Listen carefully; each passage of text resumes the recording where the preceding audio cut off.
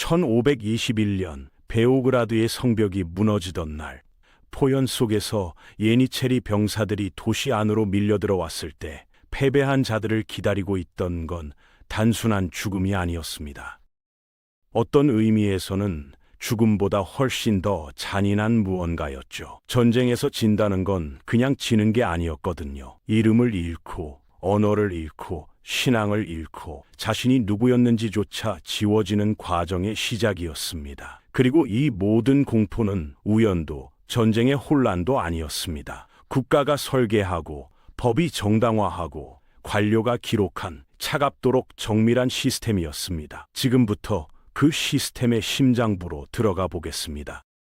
1521년 오스만 제국의 군대가 베오그라드 성문을 부수고 들어섰을 때 가장 먼저 도착한 건 칼을 든 병사가 아니었습니다. 전문 장교들이었죠. 그들의 임무는 학살이 아니라 분류였습니다. 남성, 여성, 어린이를 뚜렷한 범주로 나누는 작업, 즉 살아있는 인간을 목록으로 만드는 일이었거든요. 이건 전쟁의 혼란 속에서 벌어진 우발적인 폭력이 아니었습니다. 이슬람 법학에 근거해 수백 년에 걸쳐 다듬어진 국가 정책이었고, 사바야는 개념, 즉 전쟁에서 포획한 여성을 합법적 소유물로 인정하는 법 체계가 그 뼈대였습니다. 잔혹함에 법적 근거를 부여한 순간, 그것은 더 이상 범죄가 아니라 행정이 되었습니다. 분류가 끝난 여성들에게는 오스만 제국의 의사들이 투입되었습니다. 그들은 치아 상태를 확인하고 근육을 만져보고 생식 능력을 평가했습니다. 마치 가축시장에서나 볼 법한 장면이 제국의 공식 절차로 진행되었죠. 젊고 건강하다고 판단된 여성에게는 특별한 표식이 새겨졌습니다. 콘스탄티노플의 노예 시장이나 고위 장교의 하렘으로 보내질 상품임을 의미하는 표식이었습니다. 나이가 많거나 상품 가치가 낮다고 분류된 이들은 주방, 들판, 가잔 노동 현장으로 배정되었고요. 이 시스템이 진짜 무서운 이유는 그 잔인함이 아니라 그 정밀함에 있습니다. 모든 과정이 기록되고 승인되었기에 그 안에 있는 사람들은 자신이 악을 저지르고 있다는 감각 자체를 잃어버렸습니다. 명령을 따랐을 뿐이고 법을 집행했을 뿐이니까요. 분류가 끝났다고 해서 고통이 끝난 게 아니었습니다. 오히려 그때부터가 진짜 시작이었죠. 베오그라드에서 콘스탄티노플까지 수백 킬로미터에 달하는 그 길은 단순한 이동 경로가 아니었습니다. 살아있는 사람을 상품으로 완성시키는 과정이었습니다. 족쇄를 찬 채 마차에 짐짝처럼 실리거나 맨발로 수백 마일을 걸어야 했던 여성들 중 상당수는 목적지에 닿기도 전에 목숨을 잃었습니다. 탈진, 굶주림, 혹독한 날씨, 그 길에서 쓰러져도 행렬은 멈추지 않았습니다. 살아서 도착한 자만이 다음 단계로 넘어갈 수 있었으니까요. 콘스탄티노플 에미노니 지구의 노예시장에 도착한 생존자들을 기다리고 있던 건 통제불능의 혼란스러운 바자회가 아니었습니다. 국무원이 감독하고 법으로 규제되고 구매자에게 보증서까지 발급되는 고도로 조직화된 제도적 공간이었죠. 잠재적 구매자들은 치아를 확인하고 근육 상태를 점검하고 가사 능력을 테스트했습니다. 물건을 고르듯 아주 꼼꼼하게. 이 모든 검사 절차는 단순히 가치를 평가하기 위한 게 아니었습니다. 남아있을지 모를 존엄의 마지막 파편까지 완전히 짓밟기 위해 설계된 의식이었습니다. 세르비아 귀족 가문 출신의 한 젊은 여성을 상상해 보세요. 불과 몇 주 전까지만 해도 자신의 이름과 언어와 신앙을 가진 사람이었는데, 이제 그녀 앞에 붙은 건 이름이 아니라 가격표였습니다. 그 전환이 일어나는데 걸린 시간은 오스만 제국의 행정력 앞에서 놀라울 만큼 짧았습니다. 가장 어리고 매력적이라고 분류된 여성들에게는 특별한 목적지가 기다리고 있었습니다. 톱카프 궁전의 황실 하렘이었죠. 유럽 소설과 그림들이 묘사했던 그 신비롭고 관능적인 공간, 비단 커튼과 향수 냄새가 가득한 그곳. 하지만 실제로 그 문 안으로 끌려 들어간 여성들이 마주한 건 낭만과는 전혀 다른 세계였습니다. 톱카프 궁전 하렘에는 그리스, 세르비아, 아르메니아, 조지아 등 제국이 정복한 거의 모든 지역에서 끌려온 수천 명의 여성들이 있었습니다. 화려한 대리석 기둥과 분수 뒤에 숨겨진 건 끊임없는 감시와 생존 경쟁이었죠. 이 공간은 술탄의 사치를 위한 장소이기 이전에 제국 권력을 유지하기 위한 정치적 통제 도구였습니다. 그리고 그 통제의 첫 번째 단계는 정체성의 말살이었습니다. 끌려온 여성들은 즉시 튀르크식 이름을 부여받았습니다. 고향의 언어로 말하는 것은 금지되었고 자신의 신앙을 지키는 것도 허용되지 않았습니다. 복종하지 않으면 음식이 끊겼고 어두운 감방에 홀로 가두어졌으며 저항의 의지가 완전히 꺾일 때까지 구타와 모욕이 반복되었습니다. 이건 단순한 처벌이 아니었습니다. 한 사람의 내면을 완전히 해체하고 주인의 의지대로 재조립하기 위한 매우 계획적인 과정이었습니다. 그 무게를 끝내 견디지 못한 여성들은 광기에 빠졌습니다. 일부는 스스로 목숨을 끊으려 했죠. 화려한 황금 감옥 안에서 그것이 유일한 탈출구였으니까요. 오스만 제국의 노예 시스템이 다른 역사적 폭력과 구별되는 지점이 하나 있습니다. 그건 규모도 잔인함도 아니었습니다.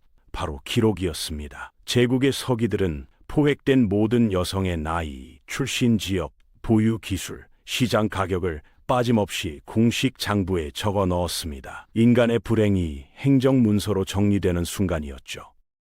장부 안에는 이름 대신 이런 문장들이 적혀 있었습니다. 베오그라드 출신, 17세, 기독교도, 바느질 가능, 치아 양호, 그게 전부였습니다. 한 사람의 삶 전체가 5개의 항목으로 압축되었고 그 항목들이 그녀의 가격을 결정했습니다. 이 시스템의 잔혹함은 거기서 멈추지 않았습니다. 포획된 여성들은 노동력이나 쾌락을 위해 착취당하는 데 그치지 않고 다음 세대의 노예를 생산하는 도구로도 사용되었습니다. 노예 어머니에게서 태어난 아이는 자동으로 주인의 재산이 되었거든요.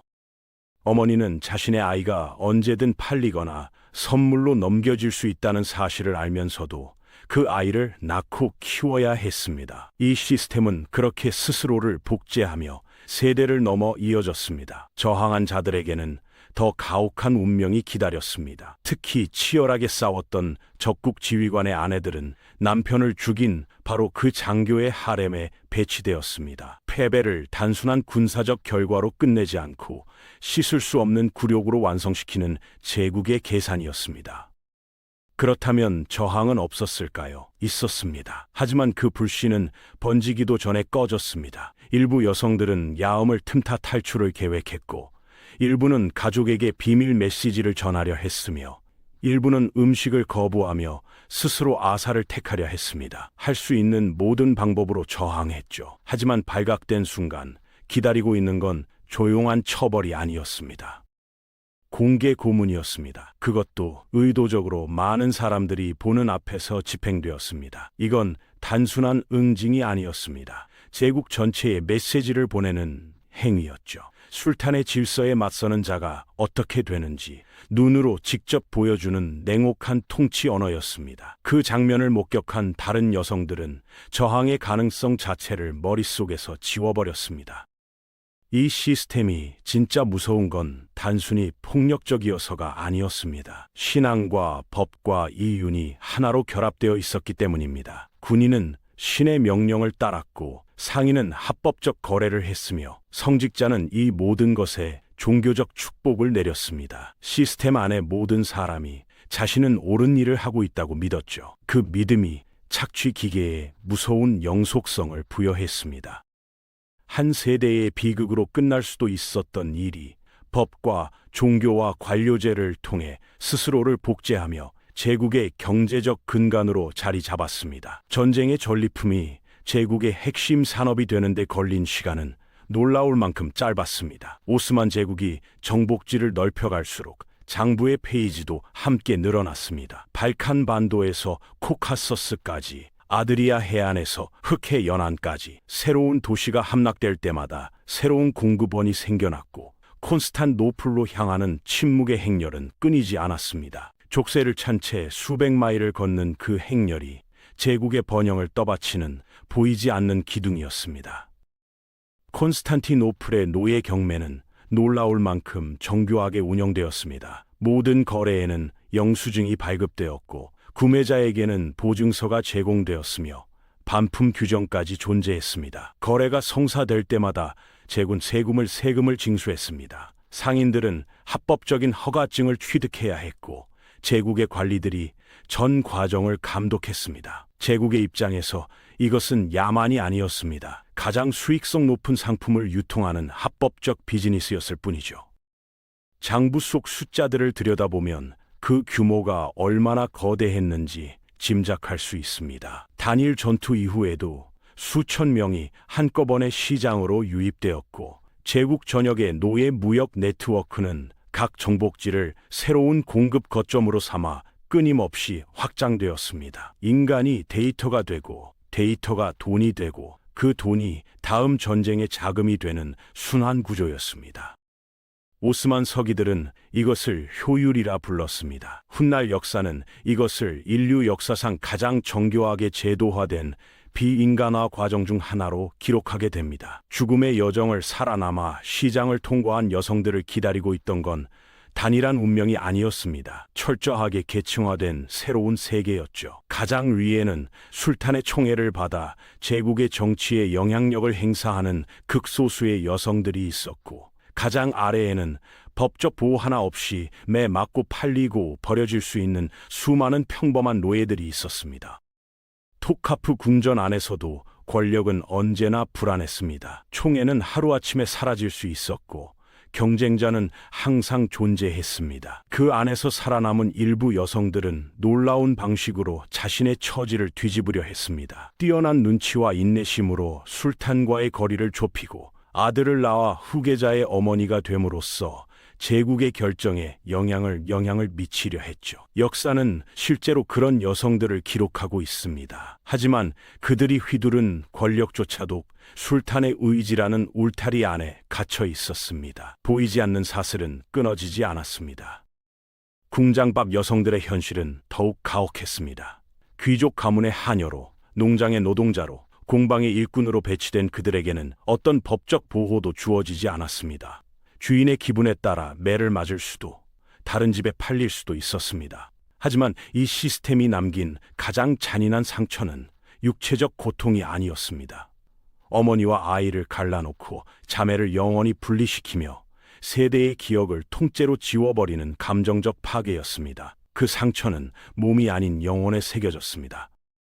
이 모든 것이 어떻게 가능했을까요? 어떻게 수백 년 동안 아무도 멈추지 않았을까요? 답은 생각보다 단순한 곳에 있었습니다. 제국의 지식인들과 신학자들이 이 시스템 전체를 신성한 언어로 포장했기 때문입니다. 정복은 신의 뜻이었고 포로 획득은 승리자의 당연한 권리였으며 노예 제도는 이슬람법이 허용한 질서였습니다. 탐욕이 교리가 되고 잔인함이 국가의 질서가 되는 순간이었죠.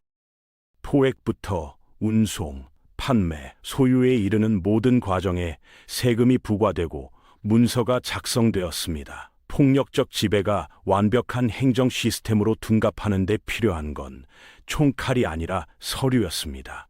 군인은 신의 명령을 수행했고 상인은 합법적 허가 안에서 거래했으며 성직자는 이 모든 것에 축복을 내렸습니다. 시스템 안에 누구도 스스로를 악인이라 생각하지 않았습니다.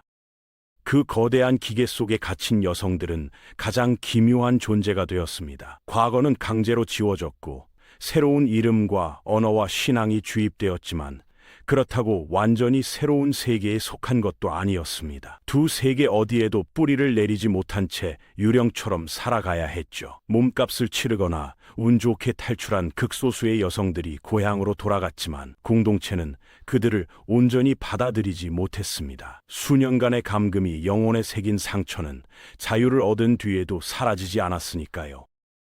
오랫동안 역사가들은 이 이야기를 제대로 꺼내지 않았습니다. 오스만 제국의 웅장한 건축물, 활발한 무역로, 상대적인 종교적 관용, 이런 것들이 전면에 부각되는 동안 장부 속의 데이터로 전락한 수많은 여성들의 이야기는 역사의 그림자 속으로 조용히 밀려났습니다. 의도적인 외면이었죠. 제국의 공식 문서들은 꽤 오랫동안 잔인함의 증거가 아니라 발달된 행정력의 표본으로만 취급되었습니다.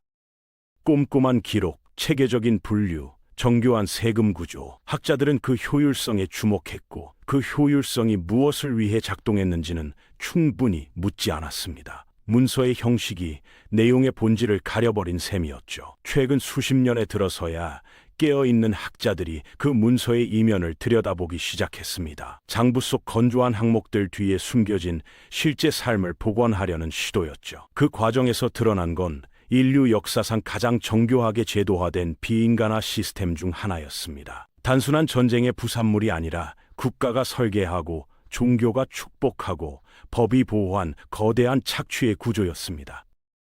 오스만 제국의 체계적인 노예 사냥은 발칸 반도와 동유럽 전역에서 가임기 여성을 증발시켰습니다. 마을이 쇠락했고 노래와 방언과 전통이 함께 사라졌습니다. 인구 통계학적 손실과 문화적 소멸이 동시에 일어났던 겁니다. 그 빈자리는 지금도 어떤 형태로든 남아 있습니다. 제국은 멸망했습니다. 하지만 그 상처는 국경을 넘어 살아남았습니다. 발칸 반도의 오래된 마을들에는 지금도 튀르크인에게 잡혀간 여성들에 대한 민담이 전해집니다. 사라진 딸들을 애도하는 자장가가 구전으로 이어지고 있습니다. 수세기가 지났는데도 그 기억이 사라지지 않았다는 건 그 상처가 얼마나 깊었는지를 말해줍니다. 동유럽의 일부 지역에는 지금도 흔적이 남아 있습니다. 오스만 군대가 쳐들어온다는 소리가 들리면 어린 딸들을 깊은 숲이나 동굴에 숨기던 풍습이 민속 전통의 형태로 수세대를 거쳐 전해졌습니다. 전쟁의 공포가 일상의 관습으로 굳어진 것이죠. 그것이 생존의 구전 역사가 되었습니다. 오스만 제국의 노예 시스템이 주변 이슬람 제국들에 남긴 영향도 지워지기 어렵습니다. 꼼꼼하게 문서화된 개종 절차, 합법화된 세금 구조, 정교하게 설계된 행정체계, 이 모든 것이 억압적 예속 시스템의 청사진으로 다른 제국들에게 전파되었습니다. 잔혹함이 수출된 것이었죠. 오스만 제국은 스스로를 신앙의 수호자이자 문명화된 법의 전달자로 여겼습니다. 그렇기에 인간을 상품으로 만드는 이 시스템이 그들에게는 악이 아니었습니다. 질서였고 필요였으며 신성한 정당성을 가진 국가의 의무였습니다. 찬란한 문명과 끔찍한 야만이 같은 공간에서 나란히 존재할 수 있다는 것, 그것이 이 역사가 우리에게 던지는 가장 불편한 진실입니다. 오스만 제국의 사람들이 특별히 악했던 건 아니었습니다. 그게 핵심입니다. 그들은 자신들의 행동이 합법적이고 도덕적이라고 진심으로 믿었습니다. 거대한 잔인함이 국가의 이름으로 체계화되고 법과 종교의 언어로 포장될 때 사람들은 그것을 더 이상 악으로 느끼지 못합니다. 그냥 절차가 되고 행정이 되고 당연한 질서가 됩니다. 이름을 잃고 언어를 잃고 신앙을 잃은 채 장부 속 데이터로 전락했던 그 여성들의 이야기는 단순한 과거가 아닙니다. 문명사회가 법과 신앙의 이름으로 얼마나 쉽게 비인간적인 행위를 정상화할 수 있는지를 보여주는 경고입니다. 찬란한 문명과 끔찍한 야만은 결코 멀리 있지 않습니다. 기록에서 지워진 그 여성들의 이름은 영원히 복원되지 않을지 모릅니다. 하지만 그들이 남긴 침묵은 가장 강력한 증언입니다. 인류애는 의식적으로 지키지 않으면 질서라는 이름 아래 언제든 사라질 수 있다는 것. 역사는 지금 우리에게 그것을 묻고 있습니다. 여기까지 오늘 준비한 영상은 끝났습니다. 다음 시간에 다른 영상으로 찾아뵙겠습니다. 감사합니다.